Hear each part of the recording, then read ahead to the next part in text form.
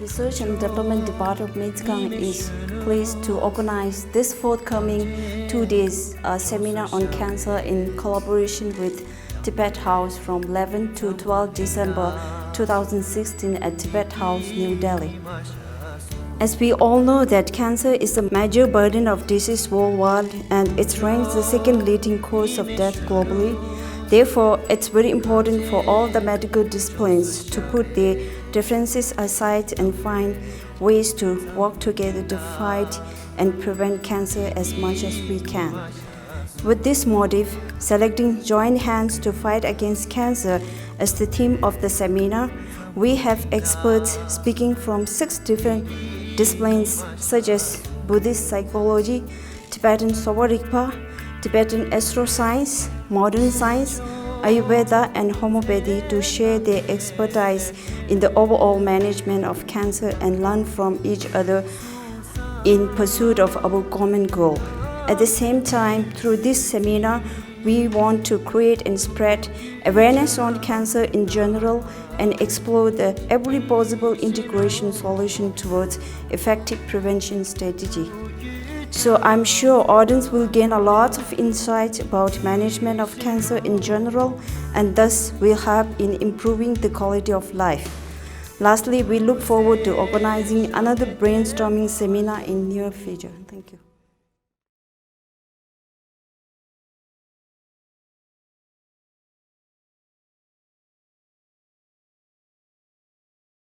Dr. Damdul, Dr. Sonam Wangmu, who had and other respected members of the Men-Tsee-Khang community who had been kind enough to invite me over here. Dr. Roy, Dr. Jose, and other respected members who are sitting here, at least in the hope of listening something which is useful for you.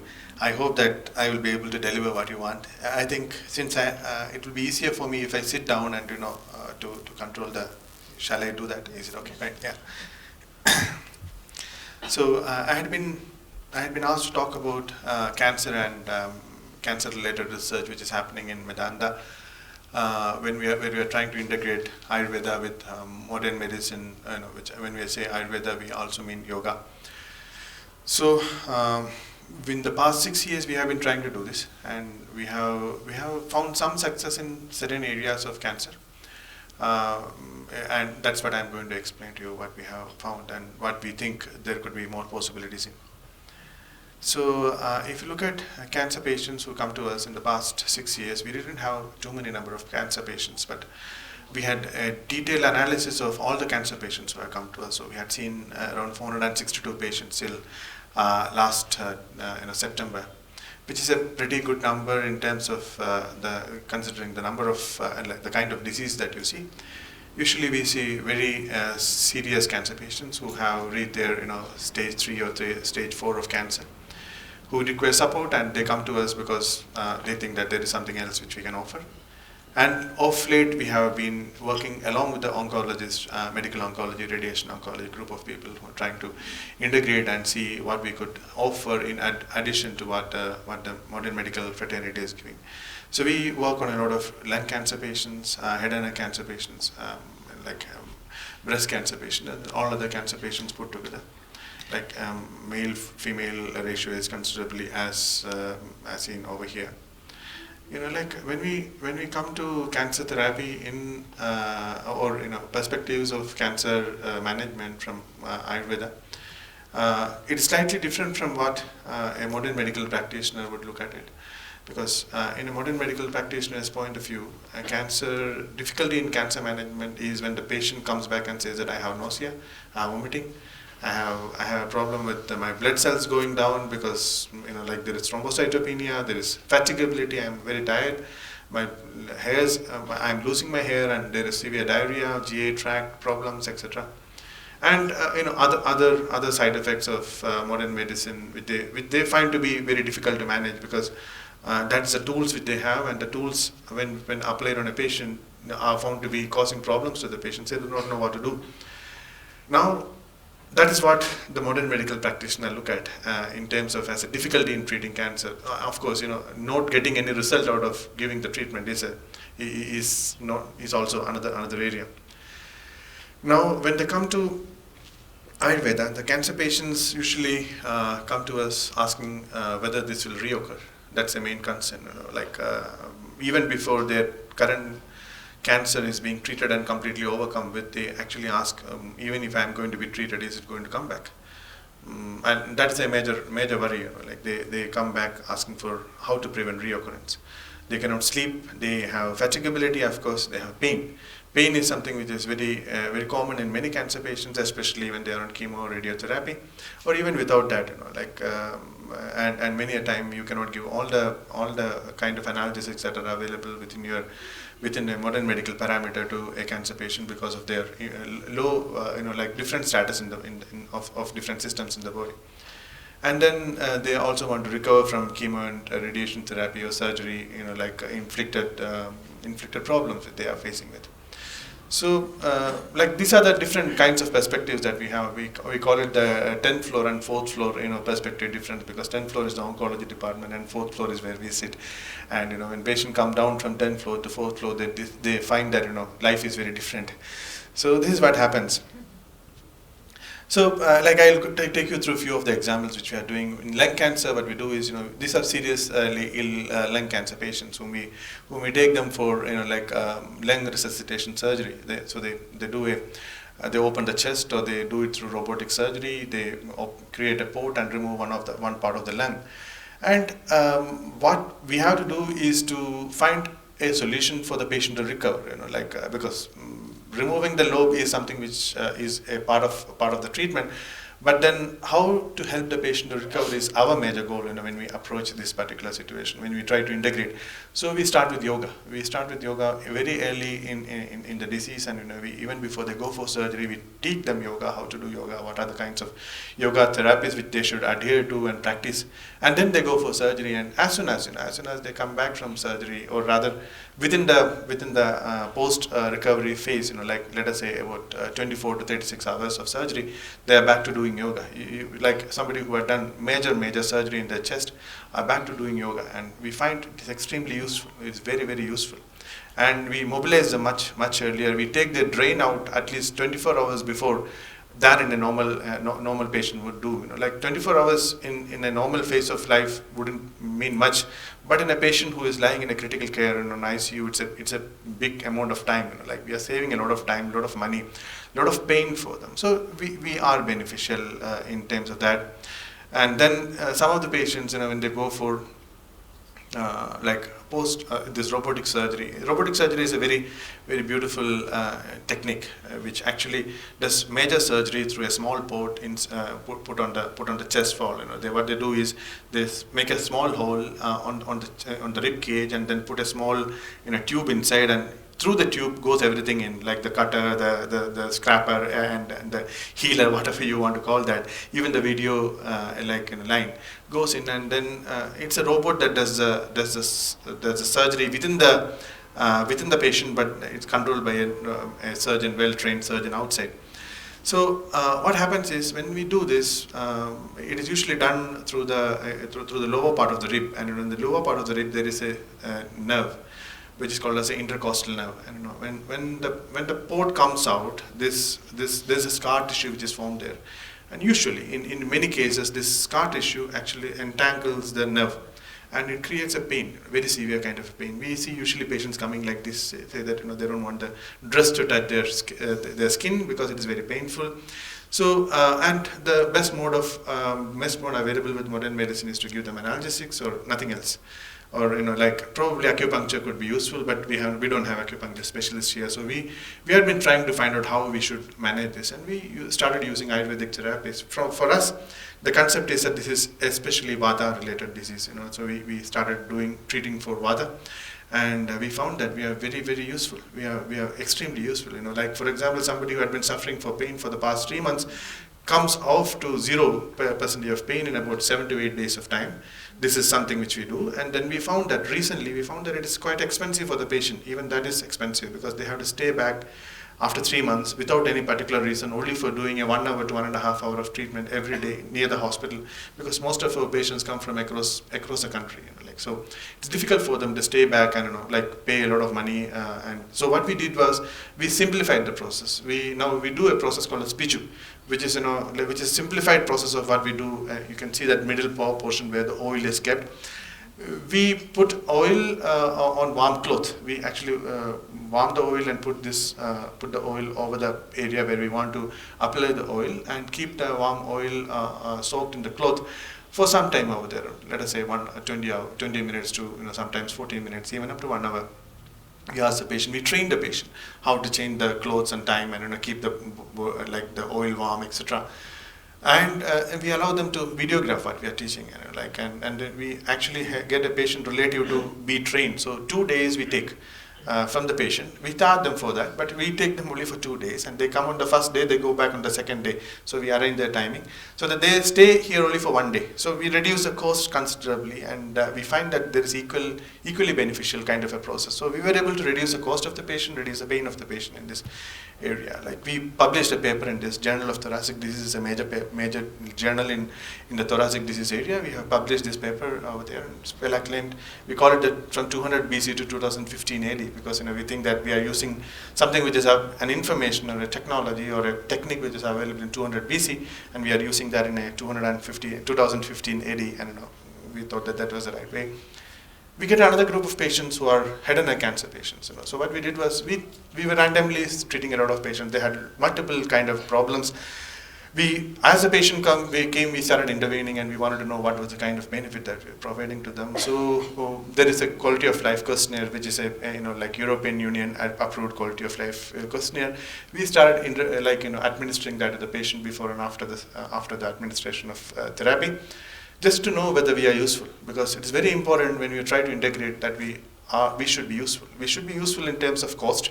We should be useful in terms of clinical benefits. If it is not, there is no point in integrating. Just for the sake of integrating, there shouldn't be any integration. Integration should be useful for the patient. So we wanted to know whether we were useful. We think that we are useful in the green areas. You can see the dry mouth and sticky saliva, improvement in swallowing of liquids, ease of eating, confidence, feeling of illness has come down, interesting and to go out. But we had still difficulty to open mouth. They get stricture in this part of area. They cannot still open it out to full. Sense of smell and taste, we were not able to completely recover. Difficulty in physical contact, and interest in daily activities of life. It was still there, still much lesser than this is a number on 28 number of patients which we have done. Another area where we started working on was in mucositis. Mucositis is in radiation therapy. Patients develop mucositis. Mucositis is mucosa is the inner lining of the mouth, and when they do radiation therapy, the inner lining of the mouth actually gets inflamed, and it's it's a kind of a game, because you decide the radiation therapy dosages depending on the patient's weight and also the size of the tumor. These are the two things which comes into consideration when you decide a radiation therapy dose. But when you give radiation therapy to head and neck area, you develop inflammation of the mouth, and they cannot eat. Therefore, their body weight reduces, and therefore the radiation doses which needs to be given has to be reduced, and the patient do not get the optimum level of treatment.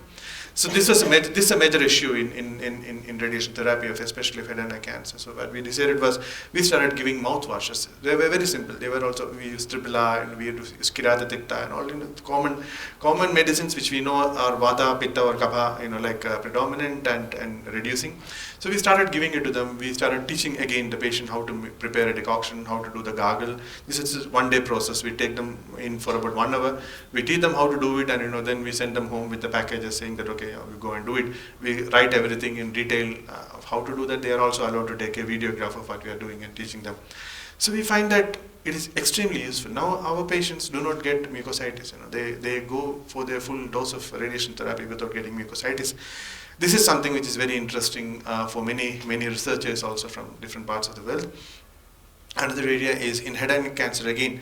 When you take radiation therapy, especially in the neck area, you get rigidity of the neck muscles over here. So they cannot swallow because the neck muscles are rigid. They are not supple enough to move around and allow the food to pass through. Also, you lose your voice, and you have a lot of problems. So this is another area of Vata. We are very sure that this is Vata, but we didn't know how to manage it. There was no definite reference to it, but there was of course a reference to stiffness. So what we did was we thought that it is Vata, and we started doing Pichu. The same thing. This is the same kind of a treatment which you do on the chest. So we treat the patient, but a different medication. Taught the patient how to do Pichu on the throat, and like our results are tremendous. Now every patient who has stiffness of the neck gets this treatment, and it's a one-day therapy or one-day teaching process, and thereafter they do it at home. So it's a very easy, very cost-effective intervention which we can add on to a patient's life and improve their life tremendously. We also work on dryness of mouth, and like there are several things which we give for dryness of mouth. We just wanted to know whether we are useful in if you add yoga to to breast cancer patients, are we beneficial to them? There are hundreds of studies in this, so and all of them say that it is useful. So we just analyzed our data, and we find that we are also in Medanta also the results are quite same, and it is useful. Another area is in insomnia. Cancer patients have insomnia; they don't sleep well. So we have created a protocol for that. We know that if we add certain protocols, certain interventions, especially Shirodhara, some medications, some marma therapies, which is very similar to like acupressure or acupuncture, patients sleep much better without any medication. And we also know that the effectiveness of the medication or the intervention wears off in about 3 months of time. So our medicines, if they are applied for about 7 days, has an effect for about 3 months. That's a maximum, or rather, after that, it actually starts receding. There are diet changes which we do, and these are yoga therapies which we teach the patients. So all in all, we look at yoga. There are procedures which we can look at from Ayurvedic side, which includes yoga, which includes therapies, like in breast cancer, in thoracic surgery, in therapies which includes Piju, Kabalam. Kabalam is the mouthwash which we give. Drukshasvedam is an external therapy of potli. And potli is potli is made out of herbs in it, and Urotarpan is when we do for the pain of the intercostal nerves. There are clinical trials which we are undertaking. This is ongoing. We are working on drugs, which all has that leads for this have developed from our clinical experience, not from the textbooks. Textbooks have a lot of clinical experience or things which are mentioned, but we have gone to it from our clinical experience. We know that this works, and we know that specificity of this particular drug in a particular kind of a tumor or in a symptom, and we have taken up those, and we are doing a clinical trial or drug development programs of that. We are working with Indian Institute of Integrative Medicine, which is in Jammu, which is the largest facility of the government of India to work with this. They are supporting us financially for doing this study. These are the medicinal plants. We have a herbal garden in Medanta on the 5th floor, so that we collect our plants from the fresh and give it to the patient. And not on the ground floor. We wanted to keep it very, very separate and very safe for the patient to be taken directly. The most important thing which I feel the future of integrative medicine based on traditional medicine is in fundamentals, because that is where we are the strongest. Like recently somebody asked me, what is for example, if modern medicine has given antibiotics to the world, what is the most important thing that you have given to the world? I said the concept. It's a concept. Nothing more perfect and more clearer and more stronger than the concept of Ayurveda or the Indian systems of medicine, as I would call it. Then we cannot give anything further than that. And if you work on the concept, there are many things that modern science can evolve out of, and which could be useful in the area of medicine also. So we think that biology is one area which we should look into. Developmental areas of developmental field of cancer, how cancer develops is something which we can look into. Metastasis is another area, and survivorship. Survivorship is something very, very serious. Nowadays, what we think is people we think about survivorship in terms of how many years somebody lives after cancer. Actually, we should be looking at how many years the person actually would live had he not had cancer or had he had cancer. It doesn't matter. We don't have to worry about whether somebody had cancer in their course of life, because somebody is supposed to live up to 100 years of age. Somebody met with an accident. It doesn't mean that he or she should pass away in the next 5 years. That is, he should not become a part of the statistical numbers. It should come out of that, and then people should be allowed to live. People should not be focused on how long we are going to live. Actually, it should be that, okay, this is the potential. You should be living up to your age is 100, 120, and that is where you can live up to. And we should plan everything according to that, so that people can live up to their potential and live fully up to their life. That's what I think. That's something which we are looking into. In metastasis, we think that ama is one of our concepts which says which is the earliest form of inflammation. That we have probably one of the best possible definition of inflammation, which is called as AMA. If you refer to the textbooks, you will actually find out EAMA. It is very, very simple. It says that inflammation is the earliest form of any form of disease, any kind of disease. Without inflammation, there is no disease which is possible, and it has a connection to the external system. It can actually connect it to the microbiome, or no, if you want to. You can talk about Shatkriya Kalam, which says that from each of there are different stages for diseases. Like a disease does not occur just like that; it doesn't bloom out.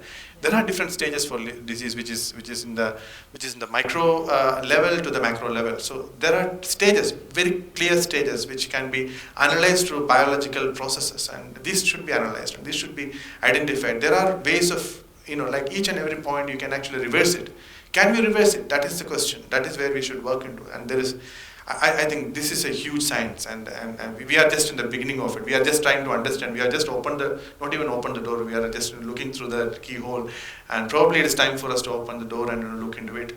So this is exactly like Tibetan medicine. We very, very strongly believe that it is the Pancha Mahabhutas which create the whole universe, and the Pancha Mahabhutas in different combinations form Vata, Pitta, and Kapha, which we understand as the functional elements of Pancha Mahabhutas, or functional representation of Pancha Mahabhutas within the body. And then we go into dhatus. Dhatus are the tissues.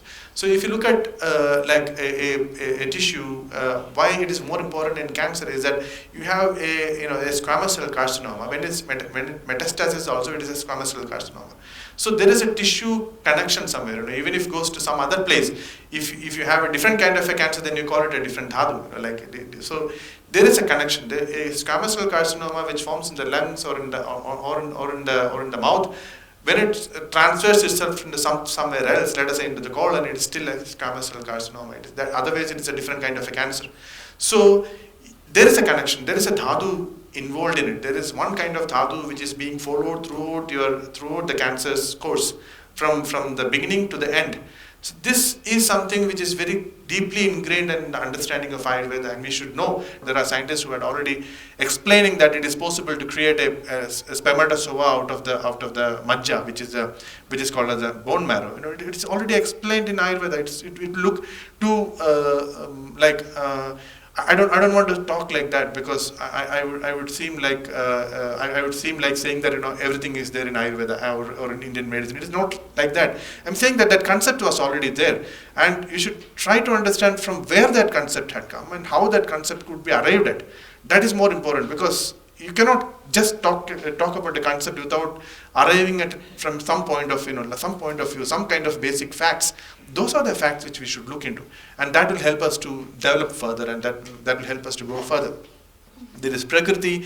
Prakriti is what our body is. So we have dosha, dushya, which is dosha, uterus, nutrition, mental health, time and place, and mutation. These are all part of Prakriti, which forms you. And these are also something which is connected to the specific kind of cancers which you can have. For example, recently there were studies which says that some particular kind of cancer is connected to some particular kind of Prakriti, which is not so clear. So I don't want to talk about that. But I think there are people already studying that. They are saying that it could be a possibility since they have already started studying. And finished. So and something called as Agni, which also says that how your body metabolizes things. It is your ability to metabolize things, which is called as Agni. And there starts, if you are not able to metabolize something, and if your metabolite starts remaining within your body, and that's not a foreign material, that's not a toxin, but your metabolite becomes a part of your body which is unwanted in your body. That is when your body starts generating altered ways of functions, and that could be the key for many tumors which develops in our body. So it is called as Agni, and Agni is very important in treatment. We also have nidanas, which talks about prajnabharata and agantuka. These are all like, I think we'll go into. This is what I talked about. Shatkriya Kala diseases, Ama, Shatkriya Kala. We have Sanchaya, Prakopa, Prasara. Each of them are very, very, very distinct clinically, and we can identify them. We can identify them with biological process and clinical materials. Understanding Shatkriya Kalam is another way of looking at it. And then, we can also look at what improves lifespan, what reduces lifespan. Like, you can go more and more and more and more complicated and I think I can still make it smaller and smaller and smaller, dots where you can talk about different things which actually influences the life, and influences cancer, and influences survivorship, influences health. So I think we are just at the beginning, and Indian medicine, especially Ayurveda, Tibetan medicine, and homeopathy, and like medicines which actually look at life as a whole system, has a lot of answers for this. We have been ignoring that, or if the society still ignores that, it is at their own peril. I think it should not happen. It's for the society, and we should start looking at it seriously, and start investigating that much more seriously. Thank you so much for giving me this opportunity.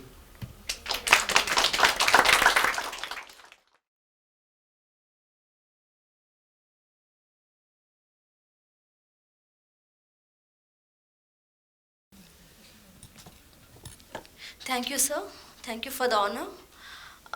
Just now you have listened Dr. Geeta Krishnan, who talked about Ayurveda, which is again one of the Indian system of medicine, and is of having holistic concept. Similarly, homeopathy is a system of medicine which deals with holistic treatment, considering the mind, body, and spirituality also.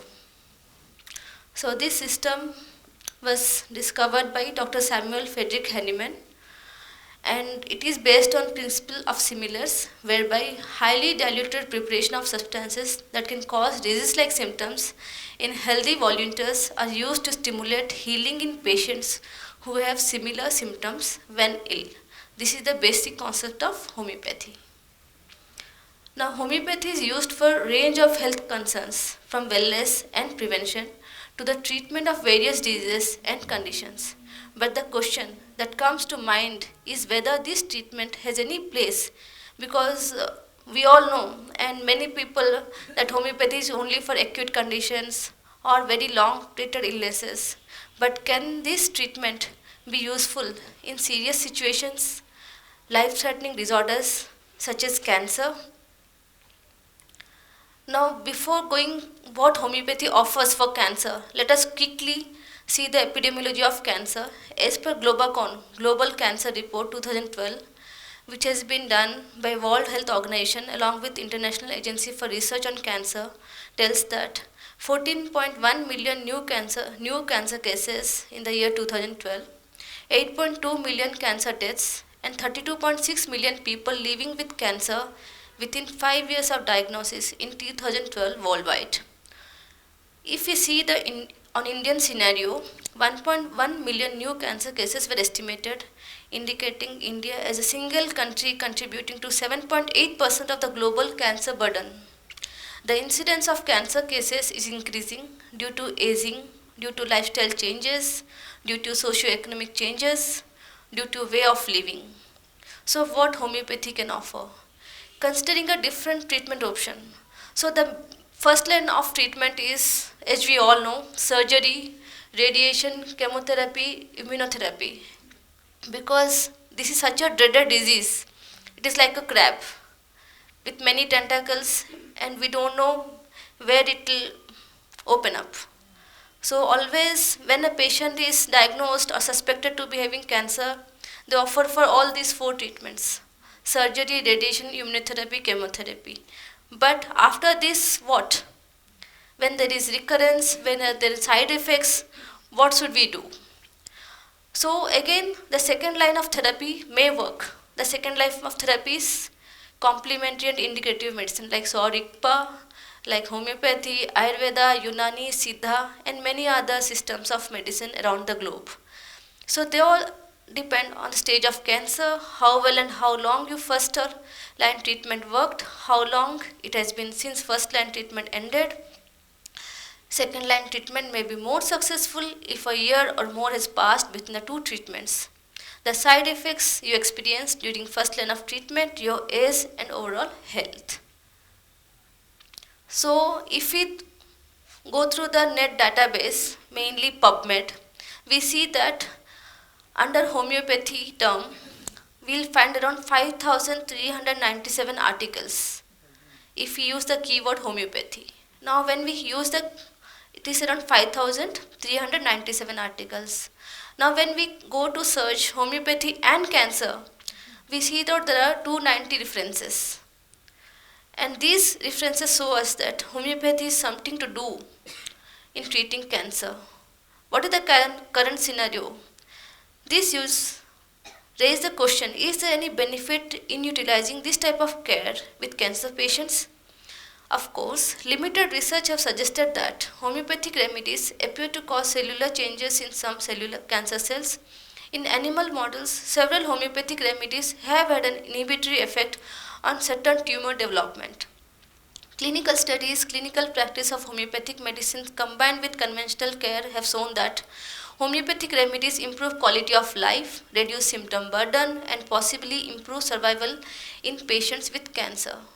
So several lab results suggest that plausible effect of homeopathy in cancer. So this is the overall which the entire presentation is ahead.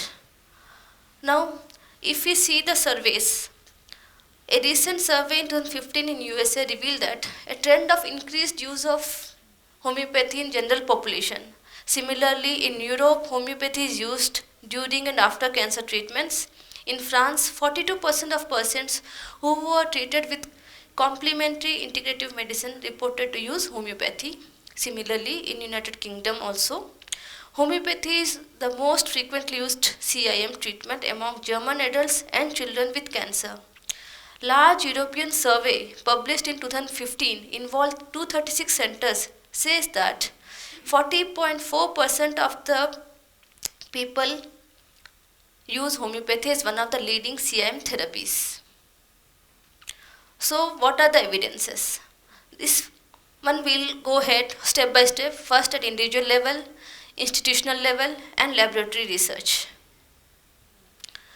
Now if we come back to the history and if we see our homeopathic textbooks, repertories, everything, in the 19th century we see that only 49 remedies were reflected under the cancerous affections. But as we move ahead, recently, present in century, if we see there are around 168 medicines added to the term cancer affections.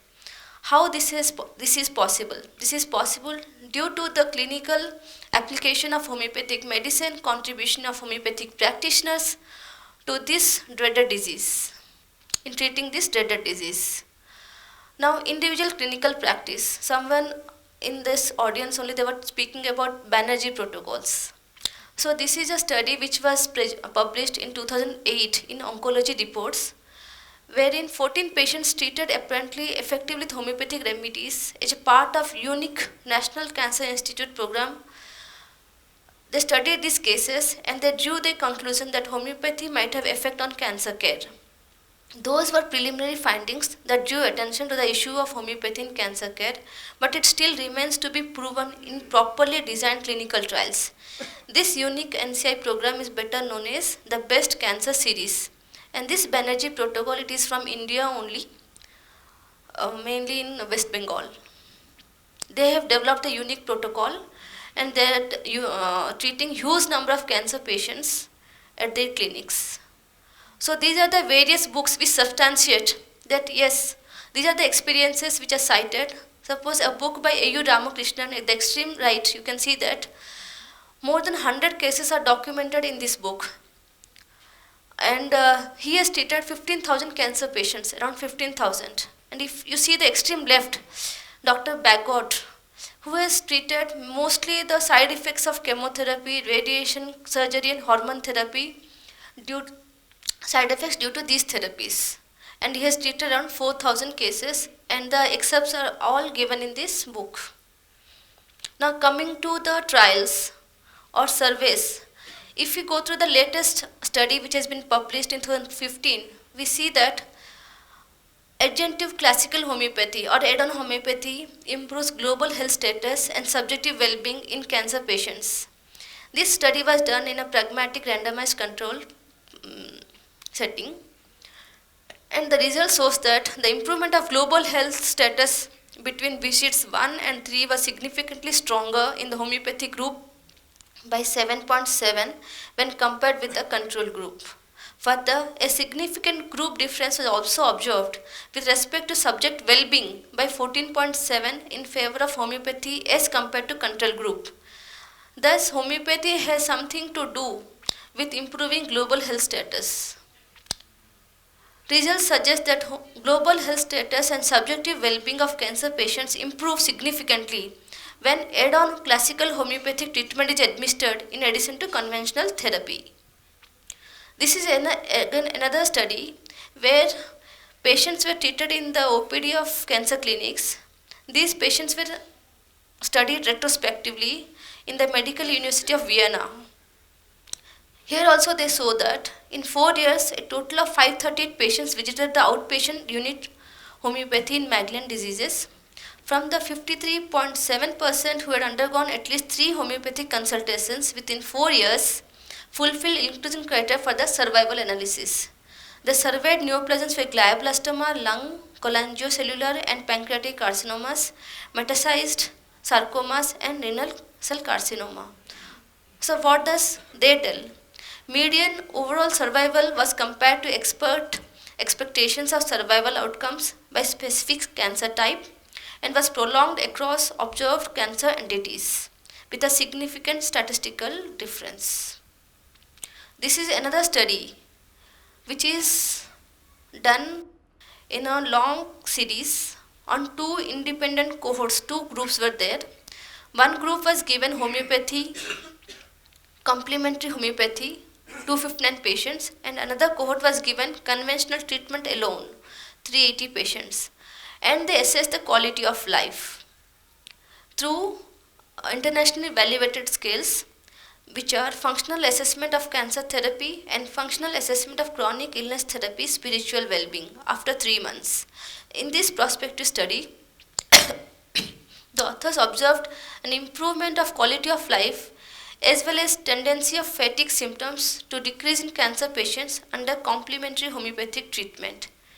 According to the authors of this study, only 11 matched pairs could be formed, so they thought more sample is required.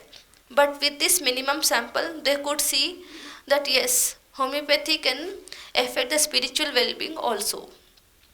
This is another study, individualized homeopathy after cancer treatment. They also have the same or similar findings. This is another study where we have the study highlights the role of two homeopathic medicines, Ruta, which is a plant-based medicine, Rustox, also a plant-based medicine, in different dilutions, reduce the joint pain and stiffness after using aromatase inhibitors like anastrozole by the patients or women with early breast cancer. It is a pilot observational study, and they assessed the effect of homeopathic medicine in reducing joint pain, stiffness. And it can be seen that after 3 months of treatment, joint pain worsened in the control group, whereas it was relieved in the homeopathy group. This is another study where homeopathic medicines for adverse effect of cancer treatment was assessed. It is a systematic review which was done. Here 8 control trials were considered, and basing on those studies, they have come to a conclusion. 2 studies with low risk of bias demonstrated benefit. One with 254 participants demonstrated superiority of topical calendula, which is again a homeopathic medicine, over trolamine, which is a corticosteroid or steroid, for prevention of radiotherapy-induced dermatitis. And another with 32 participants demonstrated superiority of Traumilase, which is a complex medicine. It contains several medicines, homeopathic medicine mixed, over placebo as a mouthwash for chemotherapy-induced stomatitis. So these studies show that homeopathy can also be given for management of side effects. Now, this is another study where homeopathy approach to treatment of symptoms of estrogen withdrawal in breast cancer patients. This study reflects that after giving individual homeopathic remedies, wherein 25 remedies were used, for example, pulsatilla, sepia, sulfur. Some are plant-based medicine, some are mineral-based medicine, some are animal products, and they have seen that after giving these medicines, the effect on daily living increased, and there is significant improvement in anxiety, depression, and quality of life over the study period. Evaluating the anti-cancer activity, and this is the recent study published in November 2016. They show that Terminalia cebula, this is an Indian medicine which is frequently used in the Ayurvedic system of medicine, and this medicine was prepared homeopathically as per homeopathic principles of preparation of medicine. And after giving this to the patients, it was seen that mother tincture decreased the viability of breast cancer cells. The other potencies like 3x, 6c and 30c decrease the viability of only breast cancer cells without affecting the viability of the non-cancer cells. So all this shows that in lab model also homeopathy shows changes or plausible effect of homeopathy in laboratory models. This is another study which was conducted in collaboration with Bose Institute, Kolkata. This is a study done by CRH or Central Council for Research in Homeopathy, published in International Journal of Oncology in the year 2015. Here they show that sulfur, calcarea carb and thuja, these are the medicines which act through biological models, cell lines, and this preclinical study clearly delineated the molecular mechanism underlying the apoptogenic effect of non-toxic homeopathic remedy sulfur in non-small cell lung carcinoma. So these all three studies, they link to p53 gene which help to immunomodulate the homeopathic medicines and induce apoptosis in lung cell carcinoma, mammary epithelial cell carcinoma, and also, so this is the thing, see the arrows shows that there is induced apoptosis by using thuja 30, whereas in placebo group and control group there is no apoptosis. Apoptosis is very important to inhibit cancer growth and healthy tissue generation. This is the again similar study, calcarea carb induced apoptosis in cancer cells in p53 dependent manner via an immunomodulatory circuit. This study also shows that in this Swiss albino mice were intraperitoneal injected with 1 × 10⁶ acrylic ascites carcinoma, and after 1 week it is seen that calcarea carb or placebo was administered orally for 27 days. And the result shows that calcarea carb inhibited tumor growth and increased survival rates of tumor bearing mice. Results indicated a two-step mechanism of the induction of apoptosis in tumor cells by calcarea carb, activation of the immune system of the host, and induction of cancer cell apoptosis via immunomodulatory circuit in p53 dependent manner. This is another study in cell line in Swiss albino mice, which again shows the effect of carcinosin, which is another it is a nosode which is prepared from cancer tissues. Thuja and epismel are the other medicines which shows evidence of effect of homeopathic medicine in cancer. So the aim of this entire presentation is to, now this is the theme, that till now we have more than 50 studies done in preclinical, more than 50 studies done in clinical, several case reports, review articles, and many opinions of others. This all shows that there is definitely some road ahead where homeopathy can be used in cancer care, cancer side effects, and in clinical care. But it is not the end to this. We have to do many more things. So we have to go for integrative approach. We have to go for a cafeteria approach where we can use homeopathy along with other systems of medicine to reduce the symptom burden, to manage the cancer symptoms, and give the patient a better life, increase the survival of the patients, and have a healthy or better life compared to patients who are not having this system of medicine. So homeopathy plays an important role in preventing, mimicking the side effects, complications and management during and after surgery, radiation, chemotherapy and immune therapy by strengthening the immune system through dynamized homeopathic medicine on the basis of individualization. The scope for homeopathy is to manage side effects, to improve quality of life, and to see also how through lab-based research the action can be demonstrated. So these all pave the way for future research. So concept of integrative oncology. This is the future aspect we should work upon. How to work in an integrative manner and to tackle or fight back this deadly disease.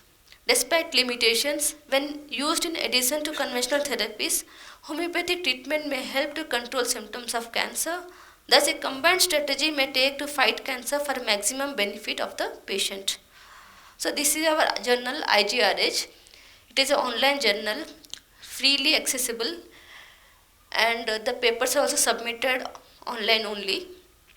So, anyone who is interested to publish their papers can or to see some research papers in homeopathy can visit our site www.igrh.org, and you can avail many publications, latest information, latest researches in homeopathy.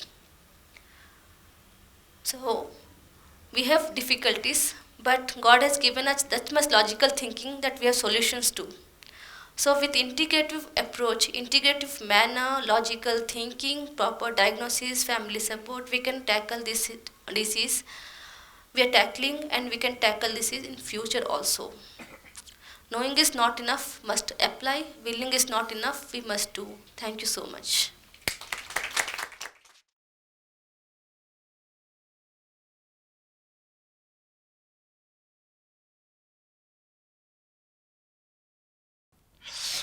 Thank you very much, and warm greetings to all of you from All India Institute of Medical Sciences.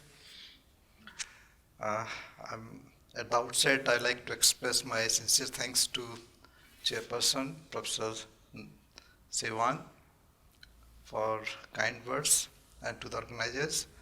In fact, as a group, we have visited Dharamsala, Men-Tsee-Khang in 1996. We were, I think, 7 or 8 people. We stayed there for 3 days. There was something, I still cherish those memories, the kind of care which you took and the kind of work which you were doing. And some of, I could see the meet just now, 1 or 2 of colleagues of that time. We already have listened a good amount of talk about the cancer. So I thought I'll just give a little glimpse about how cancer really in the modern world. So it is not very gigantic, but just give a little kind of idea as a how one can really see. Now, this is the incidence, mortality and prevalence. Incidence is the new cancer cases per year per 100,000 population. That's what we like to find. So you can see that compared to 2012, 2035 this number is really going to increase, and so is the mortality and the prevalence, which is the new as well as the old follow-up cases. So this is going to be the huge challenge for the whole world, not only us, but the whole world actually has to see these kind of things happening. Now, how do we really collect this data? Just before I really give you, now some of these figures which you see, like 96.4%. So which means that they get this data from they cover the population of almost 96%. This is from North America, and some parts like in the Europe, nearly 42%. And in India, we have now 10% coverage of population. We still, some parts in the like Africa, we still have, it's about I think now 7%. This is 2005 slides. Australia is nearly close to 80%. So some of these projections which will be discussed or shown to you, so these are like some of the data which are available from urban as well as the rural based, population based cancer registries, and which is then subsequently analyzed, tabulated, and then you give them estimates. So that is based on these. On the whole, if you see this, about 10 years back, this was like 15% of the whole world population, where we had the data on the so-called the population, which we can, on which the estimates were made by the IARC. Now, if you just come to India, now this in the center, we have the lung cancer, like many other countries, the oral cavity, esophagus, stomach, and larynx, which is still the most common in men. And if you see people who are elderly population, so-called above 60 years, then these are the kind of cancers which we see. You will find some difference in the first column, which is the people from the developed world or the Western world. You can say that you have the prostate, lung, which are common, but the colon figures out as a number 3 there, and then the unit bladder and stomach. Similarly, in women, you will find the breast and cervix are the number 1 and number 2 in our country. Cervix used to be till about 5 to 7 years back in the non-urban as number 1, but now in the non-urban also, breast has taken over as the number 1 malignancy in India, and then the ovary, oral cavity, and esophagus. But if you see in Delhi, in fact, after the breast and cervix, gallbladder cancer is the number 3 cancer, which is you don't see in the Western world, it's rare actually, or even in South India, the gallbladder cancer is rare. So there is something very peculiar to our environment, whether it's our food, whether it's our water, whether some of those things we do not still know. We have some kind of hypothesis and so on and so forth. And then the oral cavity also, again, like so something which is related to the tobacco, again as a number 4 or 5 in women too in India. And then this is the for the elderly ones, like so this is like gallbladder coming here, and which is slightly again different than if you see in the Western world. Now, what really has changed in the last 2 decades or so? Interestingly, like if you see in the top left side, the cervix cancer. Now, if you see the initial figures of 1980s, when the cancer registry program started in India, the incidence used to be very high. Now, over the last 3 decades, the incidence has come to between 12 and 17 in the different parts of the country. Similarly, like, but if you see like breast, this is gradually going up. It's still very low compared to the Western world, but imagine the population of this country, the magnitude is huge. It's a huge number of people who would be having breast cancer, even though incidence is low compared to like you have 100 or 111 per 100,000 in US, compared to this is like 33 or 36, which is still lower. But the total number of people in the whole country is much, much larger. Similarly, the prostate again showing increase, and the modest increase in the ovarian cancer over the last 3 decades. Another trend for the lung cancer, which is increasing in India, in women, that's another interesting or disturbing trend, that you are having slight increase in the lung cancer in women too. Mouth cancer, there has been, in some registry have shown some increase in males, but fortunately in women this is coming down. So that's from the different parts of the country, the south part and Mumbai, and similar trend actually in Delhi. I don't have in this data. Now, stomach, fortunately, similar to the trend internationally, the stomach cancer gradually is coming down. Esophagus again coming down, but large bowel.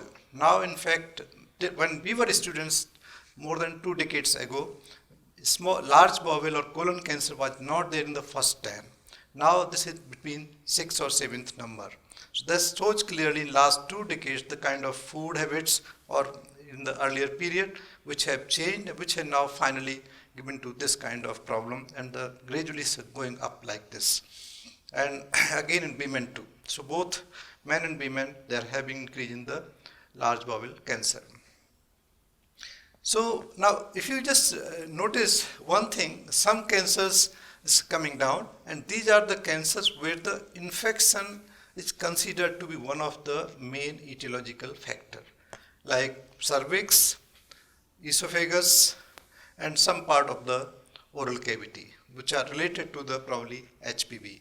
Even the data for esophagus for HPV is not so strong, but at least we don't have the vaccination program as a standard method in our country, but we still are saying that means there are other cofactors which are taken care, whether it's nutrition, whether their personal hygiene, which people are more conscious. So some of these things are coming down. The stomach, again, H. pylori.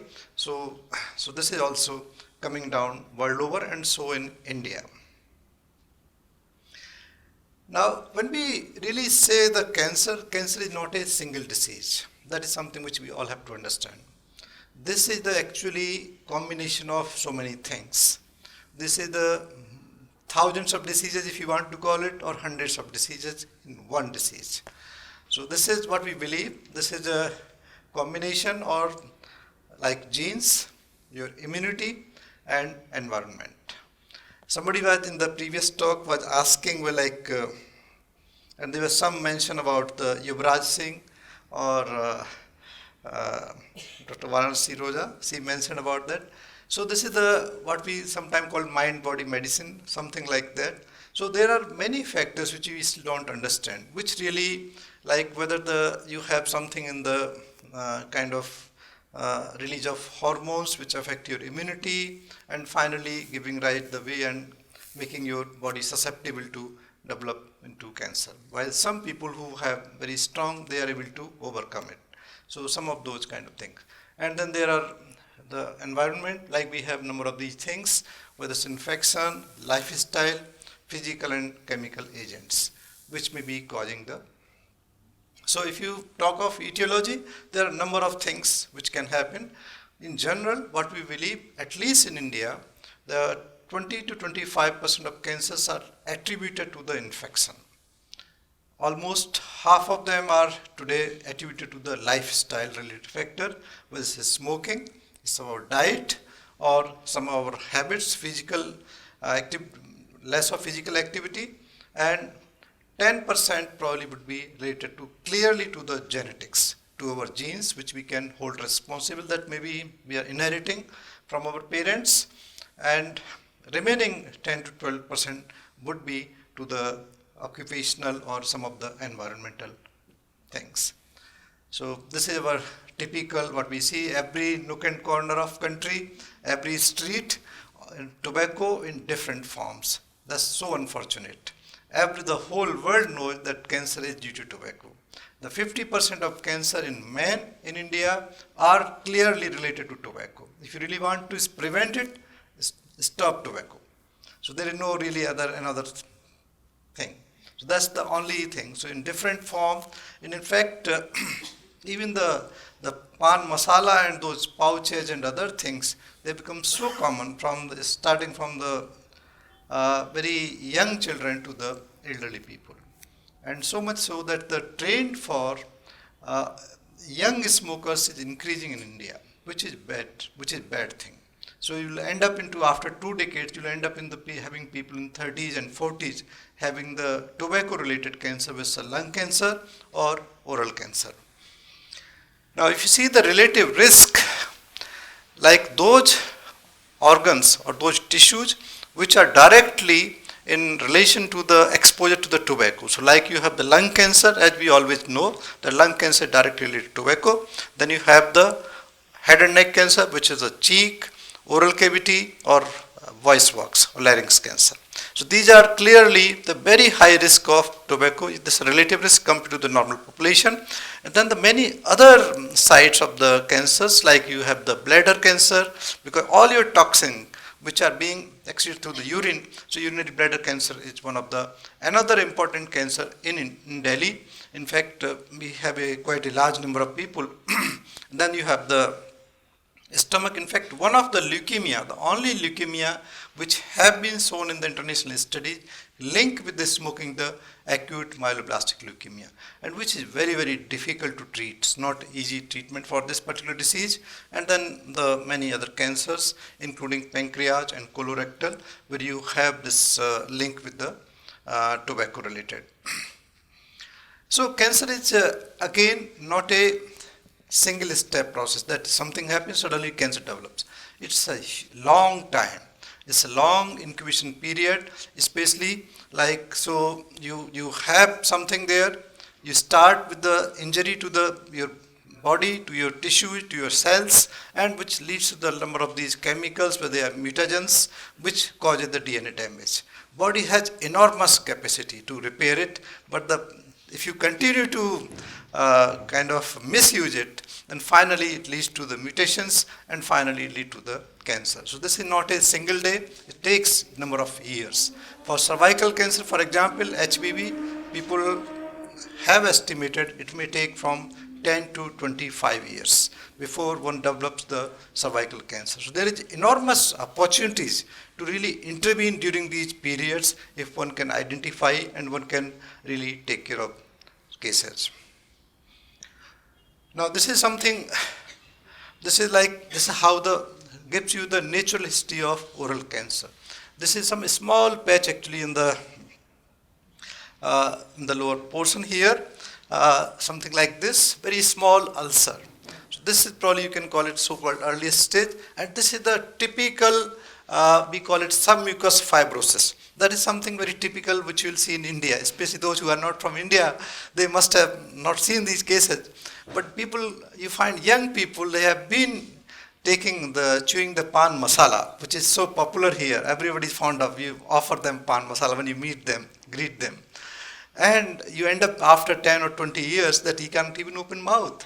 You find a handsome man or woman, the beautiful lady, and she can't eat anything except the liquids. I mean, we see, and you can't do much because all muscles, the chewing muscles, they get fibrosed. You can't even do the surgery. Very limited role of surgery. So that is one of the very, very unfortunate, some parts of Kerala, because they have the supari, they keep on chewing. So that's, again, you have this kind of problem there. And then you have the frank cancer, you have growth kind of thing.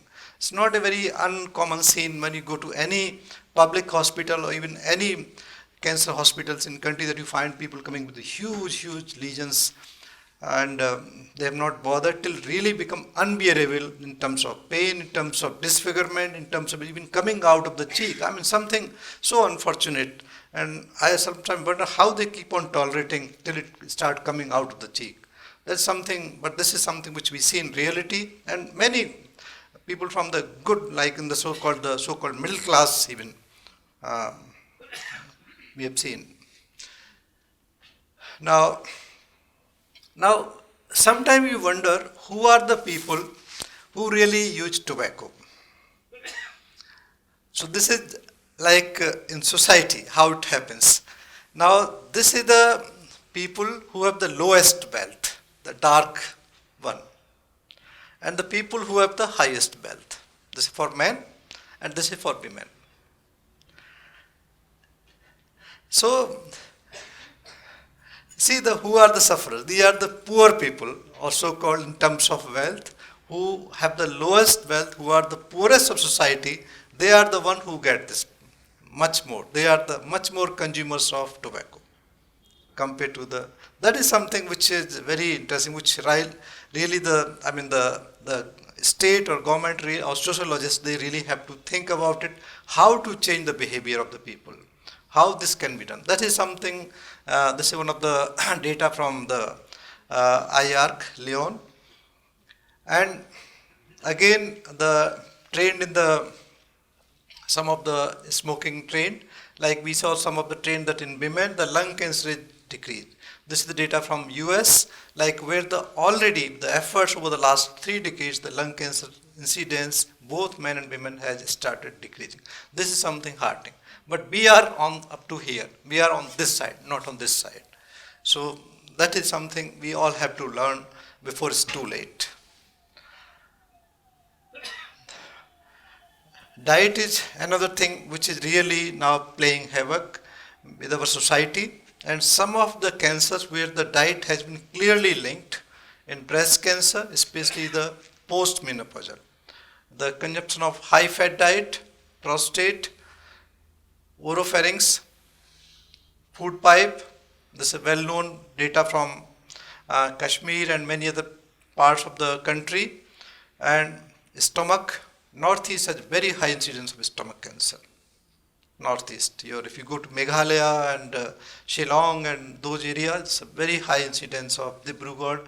Whatever the data in last 10 years we have, one of the highest incidence of stomach cancer in the country is from the Northeast part, because they are the way they eat the food, they keep preserve it, and they smoke food and all that. Liver cancer, the Hyderabad, the Andhra Pradesh, this is one of the tops in the country for the liver cancer because of aflatoxins, which there they have a national institute actually for the research on aflatoxins there. And of course our changing habits of the food. So we have low fiber diet and high fat intake, which is causing the large bowel cancer. Body mass index is one of the indirect way to reflect the kind of cancer burden. Like more you have weight, obese, or then obviously the incidence of cancer is. India in this map figures out in the lower part of thing compared to many other countries.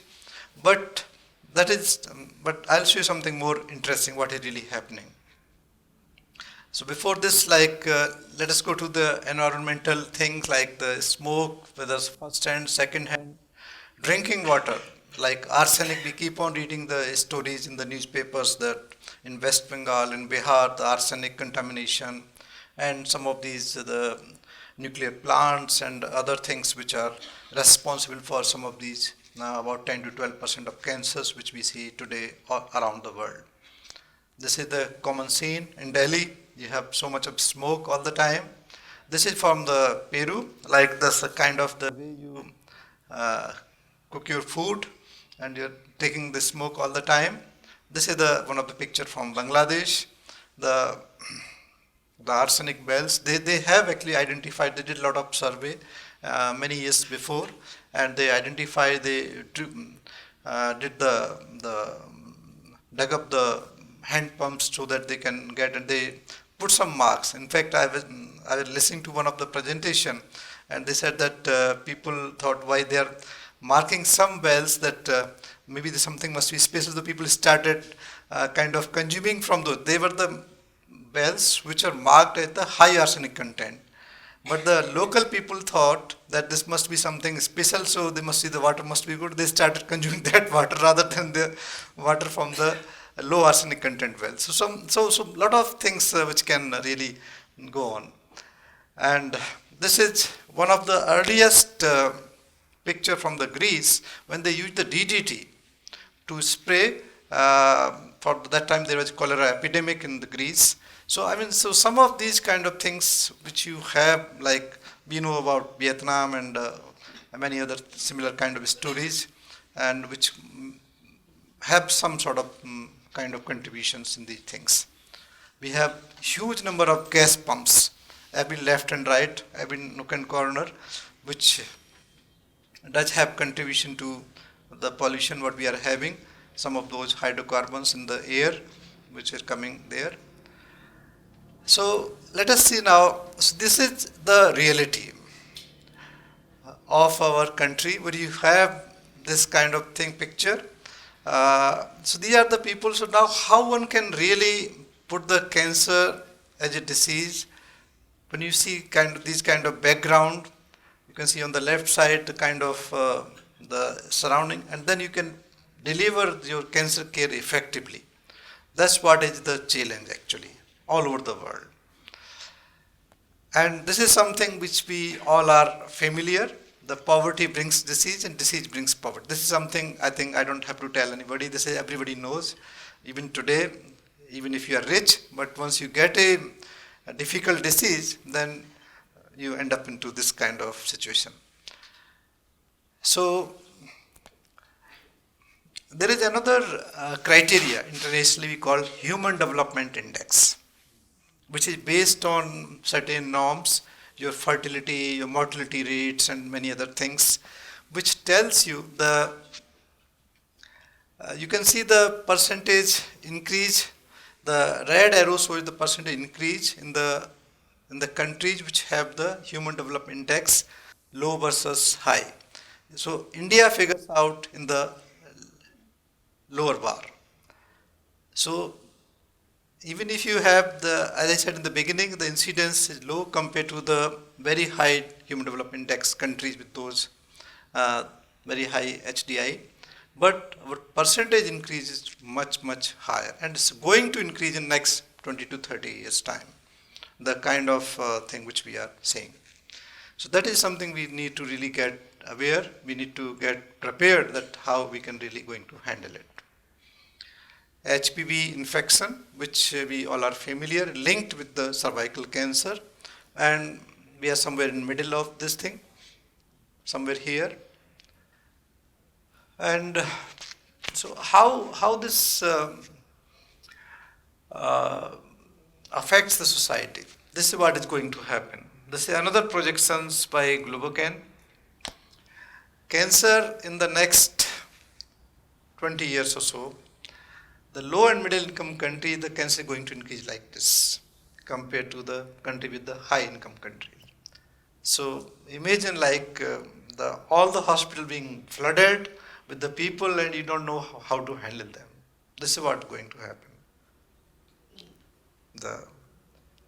So unless we really take precautions and the kind of mortality rates and other things. The other thing which I was saying, so this is actually the governments which really have to take decision on many of these things. We know some of the factors. Like this is not from India, but if you see this slide, the outlets, some of the fast food chains which are much more in the most deprived area. They are not in the least deprived area. See, that's the interesting thing. So I showed you that the people who were the poorest people, they were more smokers. Similarly, the fast food chains are also more in the areas which have the most deprived in terms of development. So that is another interest. Similarly, the soda market. If you see the Latin America, India must be somewhere here, they have the huge the soda market, all this Coke and other things flooded compared to many other countries. So we all know all these things are not good in the long run for our health. This is one slide just to give a little how education can affect you. This is not related to cancer, but this is like the mortality under 5 years of age, which is one of the most sensitive parameter used by the different governments to project that how is our health. So you can see that people, the women or mothers, lack of education, the mortality for your infant mortality or children mortality is much higher. Okay? And even in last 12 years, this still remains high. Now see the similar kind of thing. This is the data on from South India, Dindigul, near Pondicherry. If you go on the way, you'll find Dindigul is one of the rural area. And you can see the incidence of cervical cancer. Like any education, even if you have been to the 5th standard, the incidence significantly drops down compared to this. This is something very simple. This is a responsibility of the state that at least to provide education. This will bring down many of these things automatically, at least by a good number of things. And not only cervical cancer, There's data again on the oral cancer. If you see on the left side, first bar, this is for the people who are illiterate. The oral cancer incidence in Chennai compared to those who are going to college, compared to those who are at the mid-secondary level or those who are primary level. So the education makes so much of difference that one can really, many of these things can be taken care. So that is something which our society, which our government or which our states have to really look after these things. It is not, doesn't really need any kind of medical kind of thing. It's more of your, how we provide the. Just give a little, so not also depressing. Things have been changing in the last 3 decades, particularly last decade and a half. There have been huge change in the outlook of the cancer treatment, the kind of results which are improving. Like if you see in the first line, the breast cancer, for the localized disease today, you would expect like almost 98% long-term outcome, what we call it 5-year survival, 98%. We still have problem with the people who have distant mets or advanced disease. Similarly for cervix, 91, colon, and so on and so forth. Now this is the data, international data, but again on the similar lines, even from developing country, the data may not be exactly same, but almost towards this side. So in advanced disease, we still have the problem. The problem in the developing countries is that you have mostly with the advanced disease. Only your 20 to 25% people get diagnosed in the early stage, while 80%, 75% they are in the advanced disease. So you are still on this receiving end. Cervical cancer, which is one of the important cancer for India. So like you can see that in the last decade or so, we still are here. Our results are still about 50% or little less compared to the many other countries where the results have been much better. So that is something which we have to really improve on those things. Breast cancer, as I showed you that almost 98% for stage 1 and stage 2, and for stage 3 and 4, stage 4 particularly 25%, this is from the US data. And this is the data from Cancer Institute ADR.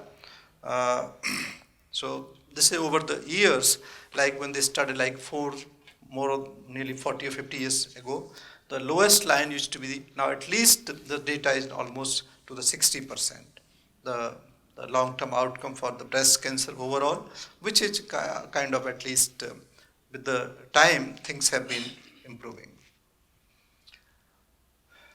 This is the colorectal cancer, localized the top line, and the advanced or distant mets in the lower. And those who are so-called loco-regional or stage 3, you still have about 60% or little higher. So there have been change in the outcome of many of these cancers. Things have been improving because of availability of new drugs and lot of new approach, like what we call it targeted therapy, where you have the better understanding of molecular biology, has given rise to the newer drugs which will affect only the cancer cells or those pathways. So as a result, you may not have those usual side effects of chemotherapy which used to be there. People were always scared. The alopecia, the nausea, vomiting, and diarrhea. So that is something which really has changed in many of these cancers. Not in all, but at least in some cancers things have been changing. Now, one of the issues which are again going to affect society is the cost of treatment. And this is again going to be the huge challenge for the countries which have a so-called the low income or low and middle income countries. You can see this is the data from UK that the kind of cost which comes to the, according to stage, if you are early stage, your cost is much less compared to if you are in the advanced stage, you have to spend much more money and with the very poor outcome. So those are some of the things. Then again for recurrence, and this is the cost of drugs in the last, some of the newer molecules, the antibodies which are making now news. If you read some of the lay press, some of antibody being discovered, but as of now, many of these things are very hugely expensive and beyond the reach of average person. So finally, once we have having some glance on this, so there finally we really have to go for prevention. If you understand some of the reasons, the common causes which we saw, and this is the one of the first documented thing in the history of medicine, in the modern medicine, where they have in the UK, the scrotal cancer used to be the cancer in the early part of 19th century, and they used to have the chimneys for the top, and they will send the boys to go and clean it. So they will get kind of exposure, and so they found that the so-called the chimney cancer. And when they understood this, that they stopped this process, or they prevented, and after that this chimney cancer has really gone. It's only the history. So that is one of the first thing documented that this could be done. So similarly, once we know that different levels like the primary or secondary, when we have this, I said that we have a long history before the finally cancer develops, like cervical cancer, Hedonic Cancer, and many other cancer, colon cancer, where you have a long natural history of 10 to 15 years or 20 years. You give enough chances, one can really identify these cases much earlier, so-called high-risk cases. You can intervene before it finally are here. And some of the simple things like the weight, which is the lifestyle apart from the smoking, the obesity. So these are some of things which really one has to aim for, keep the body mass index to 23 or less than 25. Regular exercise is something which is very, very important. I'll just come back to again that.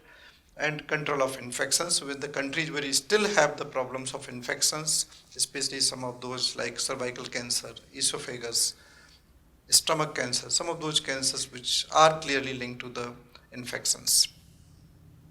And of course now the genetic counseling, which we all are familiar with, some of the recently the Angela Jolie effect, what we people call it, that kind of thing. And like, for example, give me this colon cancer, that what we have, once we take the very high fat diet, we have a lot of these bile acids and fatty acids, which leads to cell proliferation. And that can lead to this, some of these defective repair and leading to mutation.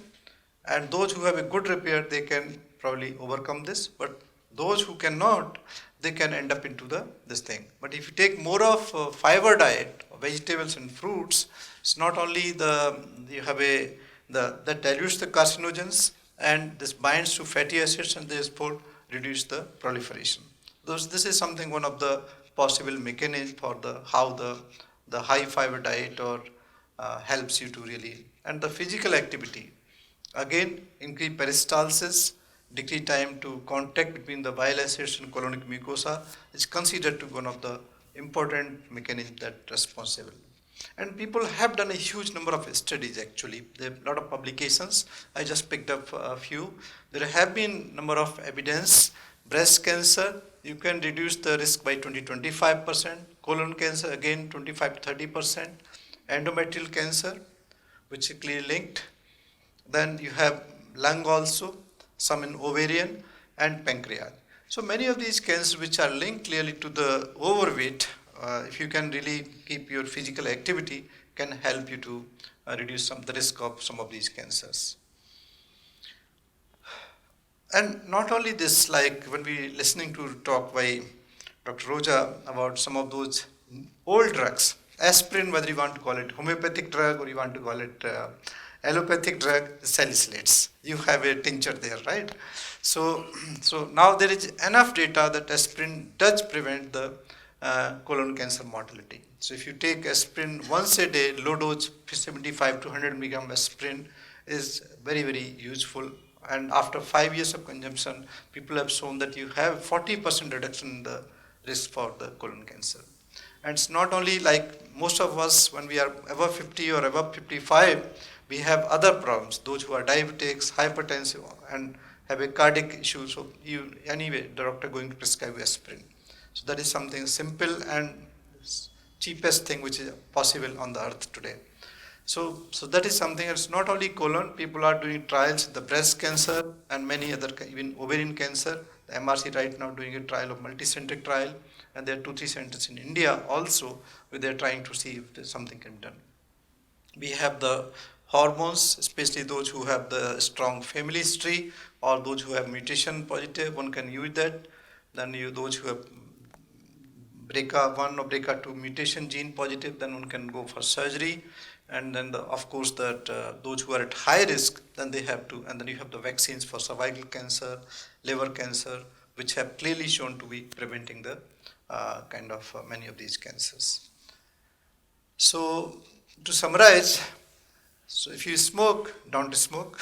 If you cannot, then cut down. Follow a balanced diet with plenty of fruits and vegetables. Keep physically active. If you drink alcohol, then do in moderation. Stress is a big thing. People say, and related to that, maybe he was under stress, therefore it got precipitated. So one really has to find method. We were talking about yoga and meditation. So this is where it comes actually. So many of those things will cool your nerves and probably helps to release the hormones in appropriate, not more of noradrenaline or noradrenaline, which will deplete your immune system. I always used to believe that like if you have more of stress, it will release more of adrenaline, noradrenaline, which is a lympholytic effect, and that will deplete your natural killer cells. Natural killer cells are like a watchdog or santri in our body. These are part of our lymphocytes, part of our immune system, which keeps these things under check. So if you have continuous stress, prolonged stress, then the number of these cells goes down and you have become more prone. Something already happening in the body, and then further final blow happens like this. So therefore, what people have shown, people who do the regular exercise, like jogging 30-40 minutes a day or 5 days a week, people who do the yoga, meditation, pranayam, they have shown that one of the effect is that increase in the natural killer cells. And the huge number of people are doing work on this area in different cancers. What really happens to the natural killer cells when you're doing some of these before and after treatment. So some of those things which really one can work out in addition to what you are really doing. So this is the final slide, and thank you once again.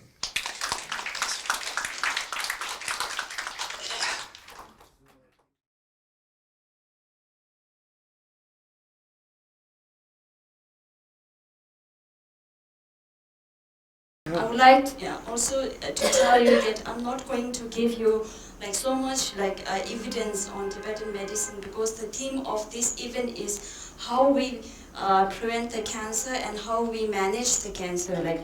So I'm going to talk about what is cancer in Tibetan medicine, then what are the causative factors, then how we manage cancer, and what the prevention measures, etc. So means I don't have to describe so much about the cancer, because everybody knows when we say cancer, everybody knows, and everybody is scared of it also. So better we go direct to how we manage and prevent, So according to Tibetan medicine, we call cancer Estrogen. De means something fruit, or then ne means the disease, So here the DNA was giving following resemblance to the shape of fruit like coconut fruit or oak tree, or like a solid outgrowth from the node or internodes of big trees, branches, which is very hard. When you touch the cancer, it's very hard, heavy, and comprises numerous subtypes and levels of aggressiveness in the growth. Once the cancer starts to grow, then it's go very wild, it's replicate very fast, So next slide. So the main thing is whether we talk about the treatment or prevention, whatever, we should know the causative factors of the cancer. What is the underlying cause of cancer? So according to Tibetan medicine, location of the cancer, the predominance of the nyeva, all they really influence the cancer.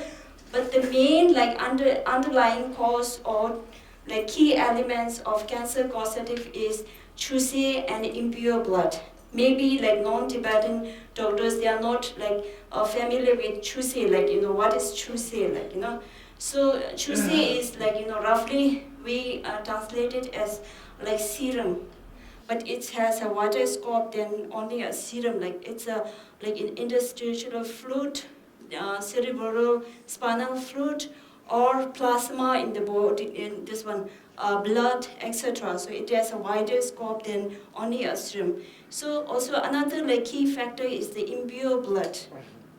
So whenever we talk about like cancer, then we talk about impure blood, or we can say impure chuse as well. So these two are the underlying like cause of like cancer.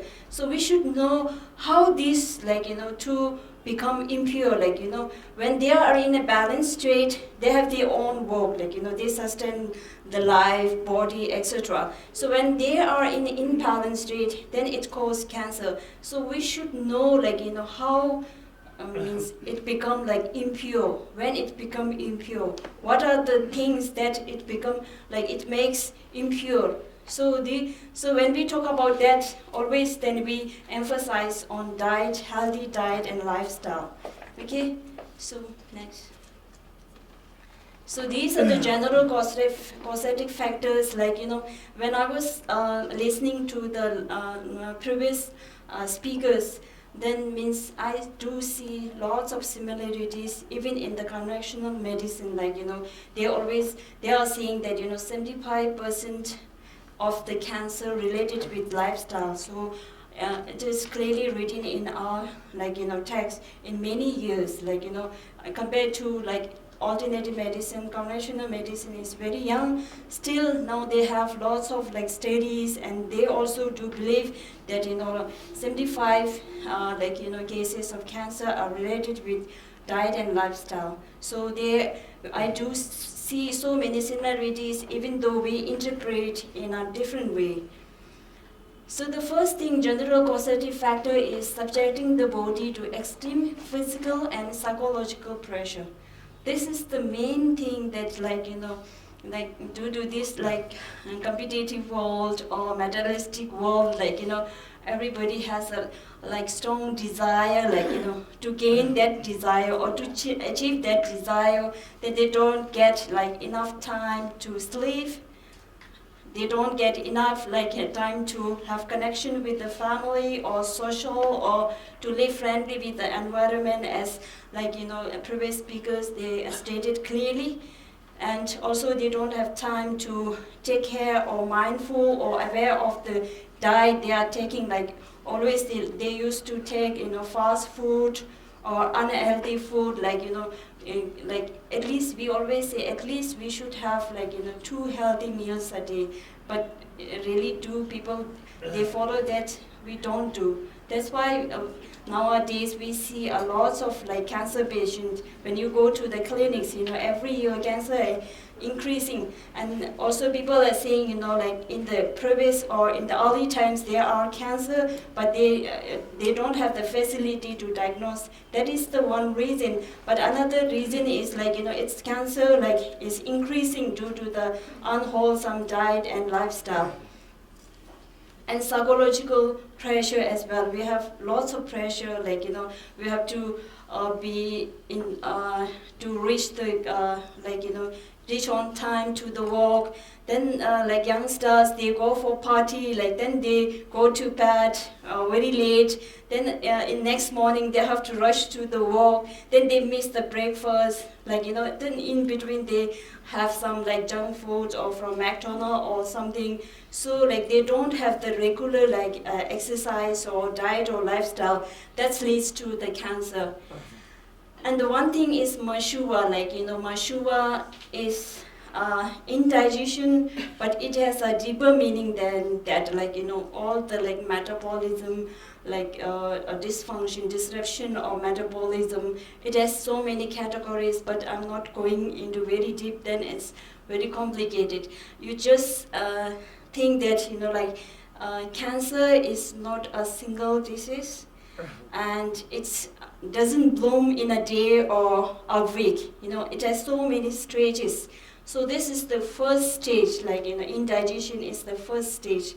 So in a long run, if you don't adhere to the healthy diet and lifestyle, in the long run, then you will have mashua or indigestion, then metabolism like problem, then you won't able to extract the nutrients in time, then you won't get like incense or everything. Then in the long run, in the last stage, then you will get cancer. This is how cancer come. It's not like you have cancer in a day or two or something. So you should be aware of, either we talk about the causative factor or prevention, you should be aware of this mindful, like to control your mind, also like stress, reduce stress, then have at least like healthy meal, try to cook at home, like at least go for walk, like at least half an hour, and you should walk as long, means as much as you can, like these are the like factors which leads to cancer. And accumulation or abnormal like proliferation of impure blood, this I stated in the previous slide. Also this comes from impure blood, also comes from unwholesome diet and lifestyle. When you consume lots of acidic food, fermented food or raw food, then it leads to impure blood. In a way, then it's accumulated by aggravated lung. Like sometimes when we have a debate with the Western doctors or conventional medicine, when we say how this tumor become how it's solidified, then they don't have the answer. But in Tibetan medicine, it's clearly stated that like these abnormal or impure blood, this metabolic disruption, all these accumulated into tumor by the aggravation of lung or vein energy. Roughly we say vein energy. Okay, so then harmful interaction with and from the natural environment. I think Londila already talked lots about how you deal with, how you live with the environment, how you change, how you should change with the season or environment, how you should be mindful. Okay, so next is the chronic accidental injury. Like sometimes we have major accident, sometimes we have very minor accident, like we have in a fall, we just fall down, accident fall, then we just neglect if there is a small pulse or some injury in the nerves or skin, then we just neglect it. It's a minor injury and it will go away without any treatment or taking care of. But in the long run, then these pus or impure blood, they accumulated, and in the long run, then they leads to or give rise or result to develop cancer. So don't ignore or don't neglect the small cuts or small fall down or scars. So this is the type of cancer. Means I don't want to go very deep into this, but I would like to just share you that we have 18 different types of cancer. Okay. So also means it's very important to know the nature of cancer.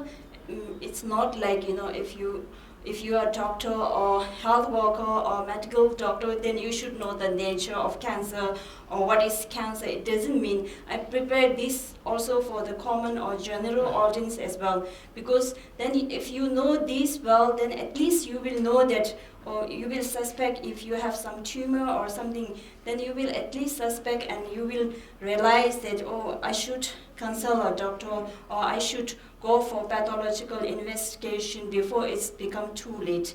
Okay, so if you have some tumor outside of your body, it's very difficult to see tumor inside the body, like organs like liver or kidney. But if you have lymph nodes or tumor in the outside of the body, then you will, when you feel, then it's very hard. Unlike other benign tumor, the cancerous tumor is very hard, and well defined. Like it's like crab, like it's really grabs into like deep into the muscles, so it's very hard. Then you will at least suspect, okay, I should go. Or you can, like, if your family has something like this, then at least you can guide them, okay, go and have consult with the doctor, the tumor is hard to dissolve with a hot medicinal bath or any external application. When these are minor tumor or benign like tumor, like Tibetan, if somebody comes to Tibetan doctors, then we try to dissolve them, with hot medicinal bath, or we have some other external therapy. If this tumor is cancerous tumor, then it's very difficult to dissolve even with this treatment. So we suspect, oh, this must be this tumor. So we just ask the patient to go through pathological investigations. So once established in the body organ, the cancerous cell drain, it's drain out all the nutritional essence of the body for its growth.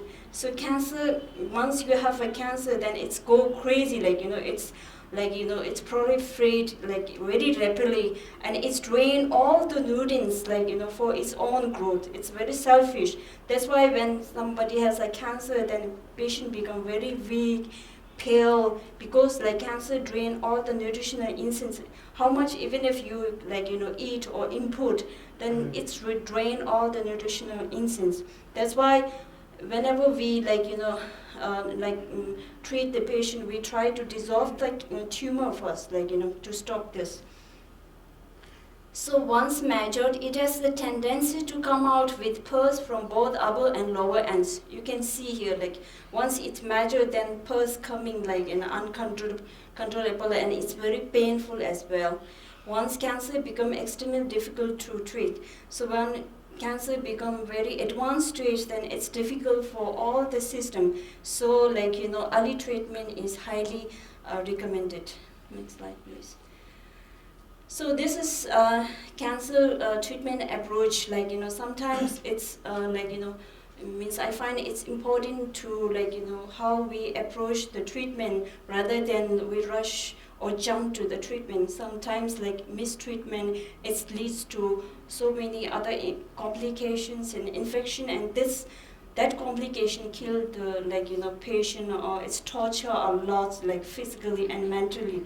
So it's very important to plan what to do, how to treat the patient. When some cancer patient comes, then you should have the guidelines or approaches. So whenever cancer patient comes to Tibetan doctors, then first, as I stated before, breaking down or dissolving the cancer growth. Because I told you that once cancer develop in the body, it's go mad, so it's drain out all the incense, nutritional incense, and it's replicate or it's proliferate very fast. So first approach is we try to dissolve the cancer, and in the next slide, then it will come how we dissolve. Okay. Then pacification of the predominant nervous envelope. I think the last 3 days we have been talking about how to balance 3 principal energies, in the way we say how to balance 5 elements, how 5 elements are important to us, all phenomena in this world are composed of 5 elements. So when we say health or whatever, it's comes to the state of health to the disease. So whenever it means cancer patient come, we take into consideration of balancing the predominance nerve, especially cancer patient, they become very stressed. They have insomnia, due to the so many pressure, financial pressure, then family pressure, work pressure, and the suffering as well. So we always try to keep in consideration of especially the water energy, stress, distress, all this we try to reduce that. It will come in the later, in the next slide also. Then cleansing the necrotic tissues, the disturbed or destroyed tissues, we try to clean So for this cleansing, like nowadays, it's become very famous even in the world, detoxification. This is how we detoxify the destroyed tissue, or we detoxify the chemo and radiotherapy adverse effect as well. So reducing the inflammation means 70 to 80% of the disease are related with the inflammation. So same goes with the cancer. So we try to reduce the inflammation by administering pills. We always give diet and guidelines or anti-inflammatory pills to reduce the pace of the infection. Once the infection become reduced, then it's easier to manage the cancer as well. Then healing and rehabilitating the targeted organ in particular and the body system in general. For this is very important. People, when they have cancer, then they go for cycles of chemotherapy, then radiotherapy, surgery, etc. But then what to do after that? Post-therapy or post-chemotherapy, they destroy other system as well. They suffer a lot. So after that, what to do? So that time, alternative medicine, they do wonders. They do very wonderful job. Because our approach of treatment is a holistic. So we take care of financial, social connectedness, mind, mental factors, also physical as well. So we try to heal and rehabilitate the target organ in particular and body system in general, because it's a multimodal medicine. So this is how we treat cancer. Okay, if somebody comes to Tibetan medicine, the sad thing is they come only in the last stage. They destroy everything. They try all the other system.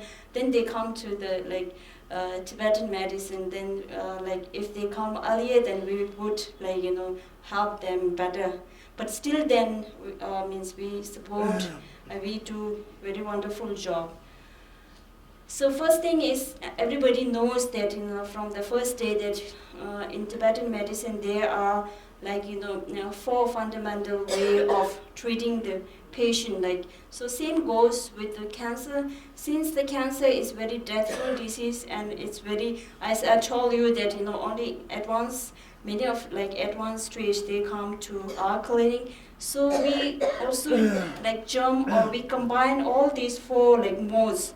So we try to modify the diet and lifestyle regimen, as the cancer causative factor is due to diet and lifestyle, unhealthy diet and lifestyle regimen. So when patient comes, then we try to design the individualized diet and lifestyle. We modified, we modify the diet and lifestyle. So we ask the patient to consume or eat lots of green vegetables and fruits. That's true, seasonal food. And sometimes cancer patient, they cannot eat. Family come with the cancer patient to the doctor, and when we say they should eat lots of soups or juice or vegetable, then they tend to say they cannot eat. So they just take to the doctor, and they take some pills, and they just go to the home, and they just ignore they cannot eat. So we also educate the family member as well. We educate the family member because it play a great role to heal the cancer patient as well. So we ask them to do spoon baby feeding. When I say baby feeding, means we ask them to make a soup, porridge, or juices from the natural ripe this one fruits or vegetables. Then do baby feeding, some few spoon at one time. Then after 1 hour or something, few spoons. Then let them go for a walk to digest this. Then this really helps to heal and incorporate better to the doctors, and it's really support the medicine as well, because medicine only cannot work, like, because diet and lifestyle also is play a great role, like, okay. Then we ask the cancer patient to go for a walk, like, if not very brisk walk, a light walk, like, and just go in a like fresh air, like, just breathe there. Then do some, like, mild exercise, breathing exercise. There's some yoga and meditation. Some meditation, I think it will come later, like. Then herbal formulation, like, then we like administer some pills. Like, we have many cancer patients. I think Dr. Damdul, he has, like, cancer patient from all, also from the abroad as well. Like, so we prescribe medicine. I'm not going to talk so much on this, because for this you have to consult Tibetan medicine. I just would like to share that there is medicine for cancer. Like, okay. So then, hot medicine bath or external application to dissolve the tumor. I told you that we try to dissolve the tumor, like, So these are the, like, external therapies, like, this is hot medicinal bath, and these are the external applications. And then, like, if we do these applications, like, especially the moxibustion, then it's like, it's block the extraction of or draining out the nutrients, like, then it's also like stop or reduce the purification as well. Then when cleansing, as I told you, the detoxification, which is very popular in these days. So we strongly ask to flush out the dissolved cancerous tissues from the body channels, but I think only few they have experience on this.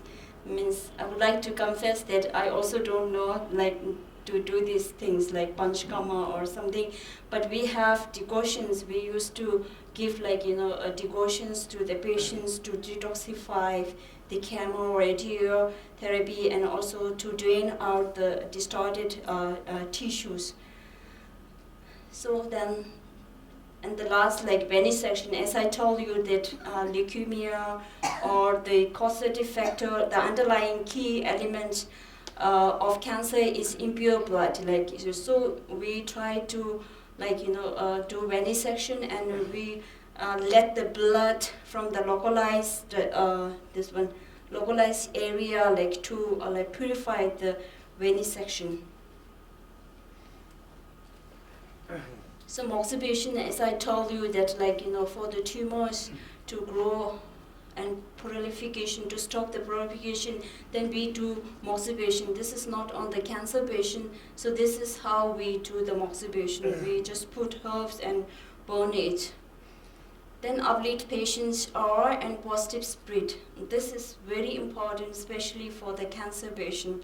So, like, in our community, like, we refer the patients to the, like, spiritual masters or others, but also we do a lot of counseling with the family, with the cancer patient, because whenever our spirit or mind is very positive and very high, then, like, disease, complication, other suffering, also they become low, like, So in a contrast, like, when our, like, mind or spirit or speech, they are in a very low, then disease, problems, suffering, all this become very big, like. So this is very important, and I think Thabo Rinpoche, he clearly states so much on this, like, So we refer the patient to do, like, some meditation, but meditation is not everybody's cup of tea, like, although it's very helpful.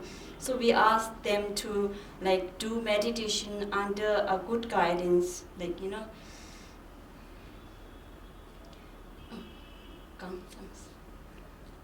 So also we give lots of emphasis on reassurance and support of patient attitude, outlook, as well as importance of social connectedness and living in a healthy environment. That's why in the beginning I told you that, like, give your hands to fight against the cancer. So we can do a lot, not only the medical doctors, like, we have to give a lots of support, like, to prevent and to manage the cancer. Like, so also we refer the patient for wellness or for relaxation massage.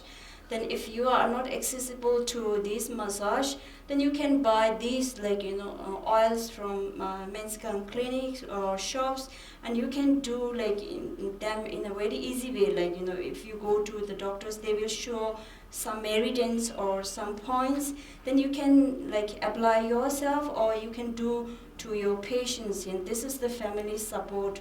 You can so when you join together, when we integrate, then we can do a wonder. So nowadays, everybody wants to know what is the benefit of doing this and that. What is the benefit of Tibetan medicine or conventional medicine? So means I just wrote some based on our ancient texts, and also some research papers and observational papers and clinical experience as well.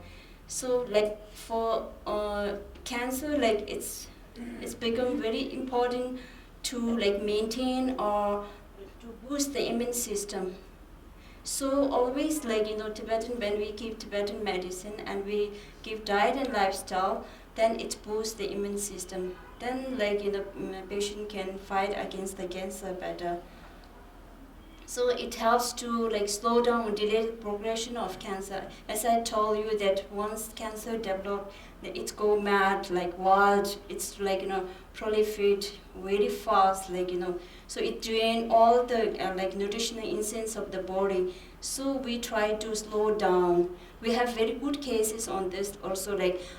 Conventional medicine doctors, they give they prognose 3 or 6 months, but with Tibetan medicine they live for many years. So we have very good cases, but we don't have time to share with you today. So to help and prevent or control many of the secondary infection, as I told you that 70% of disease associated with infection. So same goes with the cancer. So we try to reduce the pace of infection by putting anti-inflammatory medicine. Also we modified the diet and lifestyle. Then minimize both physical and mental suffering, particularly the cancer pain.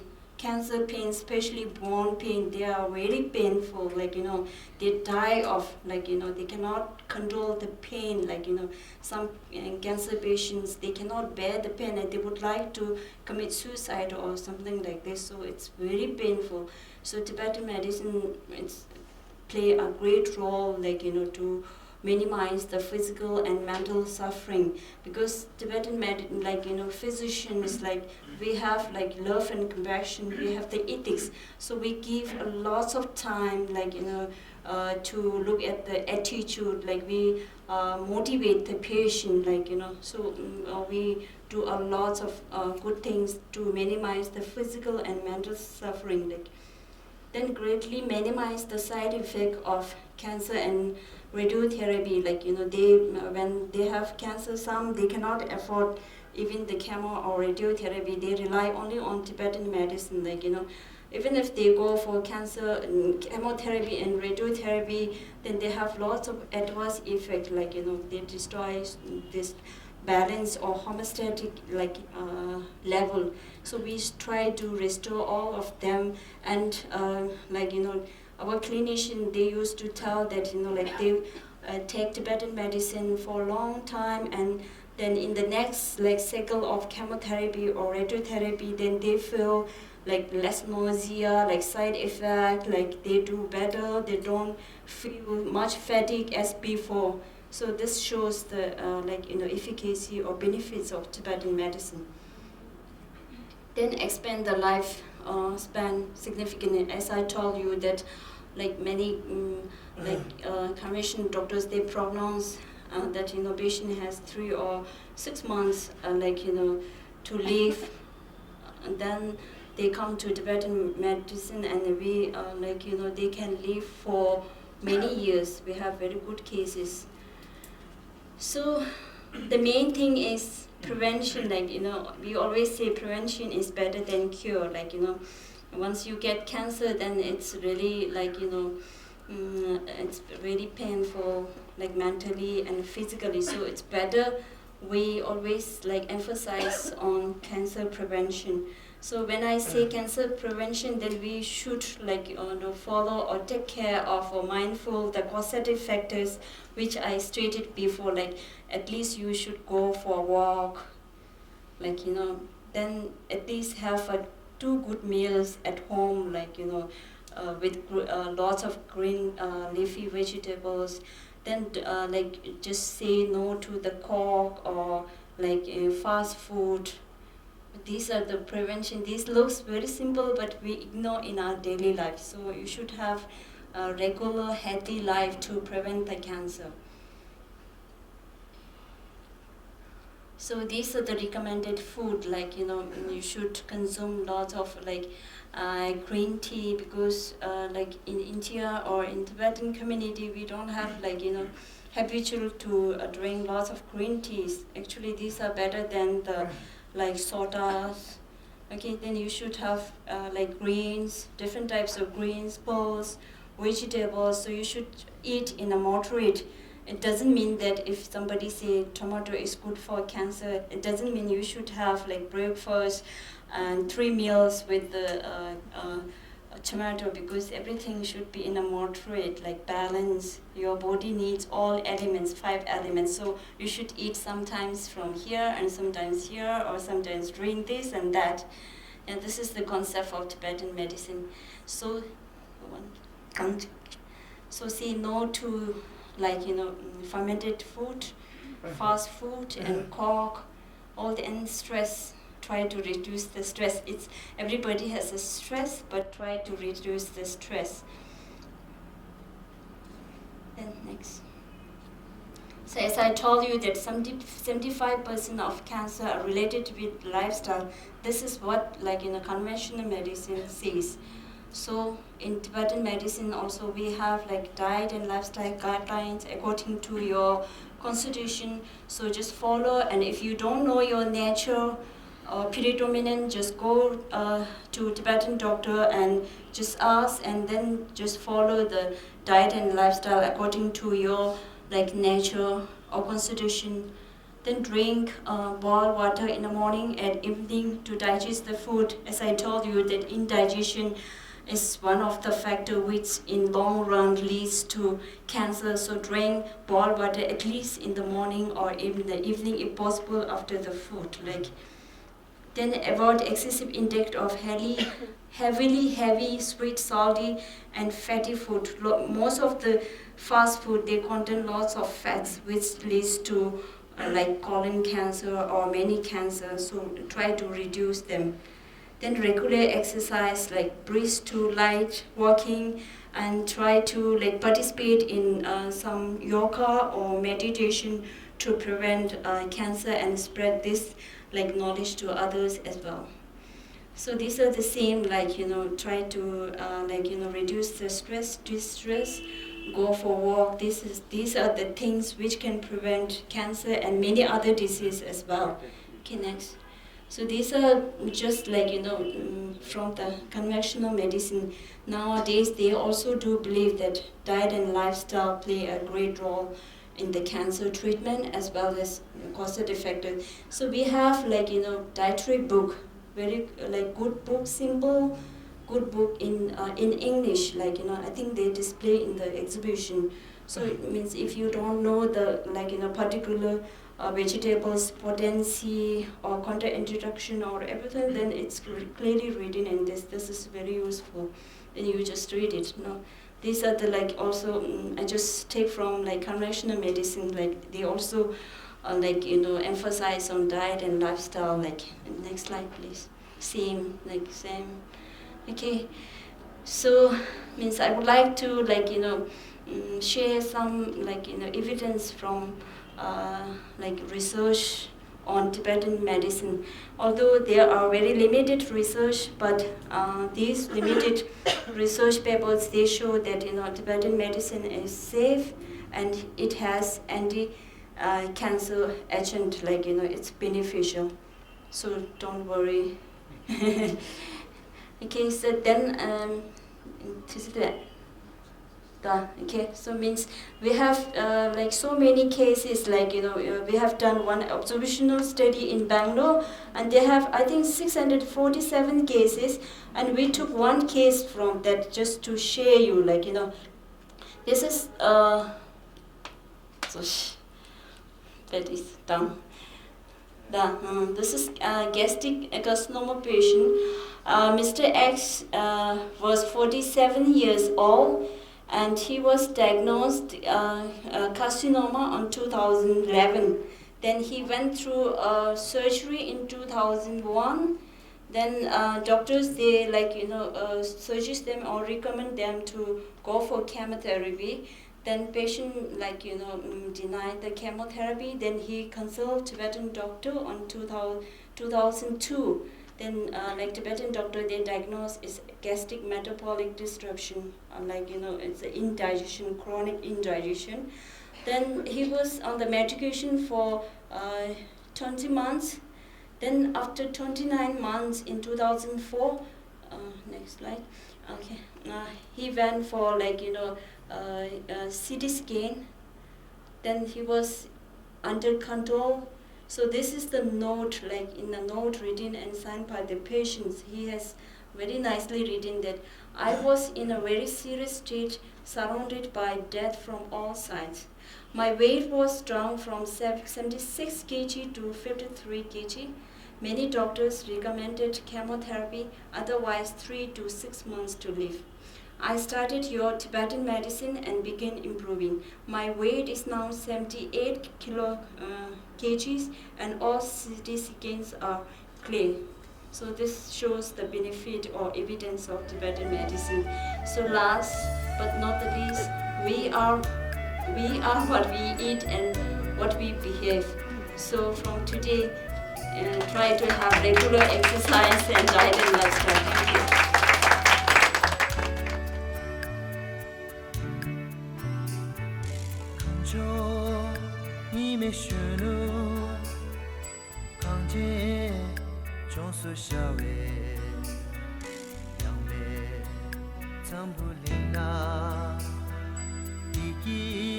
Masha